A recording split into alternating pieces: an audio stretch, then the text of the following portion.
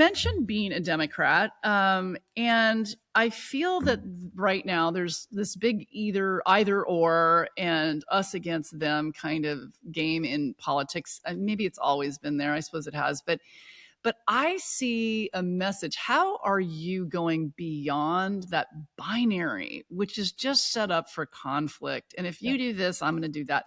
That doesn't make my heart sing. So, how can we move? How are you going to move beyond that so that everybody, regardless of whatever party they vote for, can really be helped by this and get behind what you're up to here as lieutenant governor in 2026? Yeah. So I had this honor of a lifetime this last spring to give the commencement speech at my alma mater at UC Berkeley. And Uh, in the commencement speech, I said to the graduating class of 2025, I said, "You've been sold a BS narrative, and it's a narrative of zero sum politics, which is that if we win, they lose." mm-hmm, And mm-hmm. we've been sold it by people for the last generation for their own benefit. So part of what I think we need to, and then of course I went on to challenge the class to step up and serve and find ways to serve throughout their lives. But I think part of what we have to do is redefine self-interest, honestly. And Mm-hmm. we've sort of like been told that what's in our interest is to be in this fight all the time, and it's actually Mm-hmm. not true. It's total BS.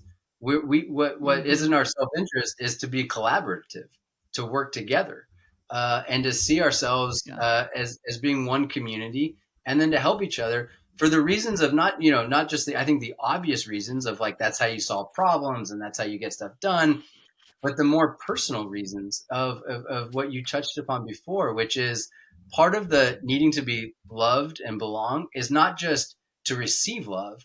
I actually think we have a need to love. Like we have to be given the chance to love something. It's why serving the military was such an incredible experience, because you got a chance to demonstrate your love of country. You got a chance to give, Mm-hmm. and there was enormous pride in that. And there was enormous satisfaction in that.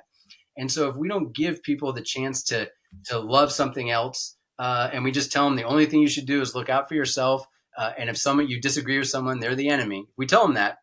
I actually think we're leading them down the wrong path. It's why we have so much anxiety in our society. It's why we have so much Mm-hmm. unhappiness and loneliness. So I think part of it is identifying that there's this BS narrative out there around zero sum politics, and then redefining self interest. Now, I don't have all the answers, so I'd love to hear what you think, honestly, about this. But you've identified what Yeah. is a existential problem in our society.